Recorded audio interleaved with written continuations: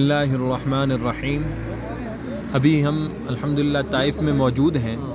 اور اس باغ میں موجود ہیں جس باغ میں حضور پاک صلی اللہ علیہ وسلم کو حضرت عباس نے انگور دیے تھے، اور یہ سامنے جو پتھر مبارک نظر آ رہا ہے یہ وہ پتھر ہے جس پتھر پر حضور سید کائنات حضور سرور کائنات صلی اللہ علیہ وسلم نے ٹیک لگائی تھی، اور اس پتھر سے آج بھی خوشبو آ رہی ہے،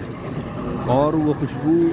الحمدللہ میں کافی دور کھڑا ہوں لیکن اس کے باوجود وہ خوشبو محسوس کر رہا ہوں۔ اور یہ جو سرخ نشان دیکھ رہے ہیں یہ حضور سید کائنات صلی اللہ علیہ وسلم کے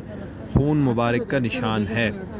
اور یہ خوشبو میں ابھی بھی محسوس کر رہا ہوں جو انتہائی خوبصورت ہے۔ اللہ تعالی ہمیں حضور سید کائنات صلی اللہ علیہ وسلم کے طریقوں پر چلنے والا بنائے اور ان سے وفائیں اور محبتیں کرنے والا بنائے۔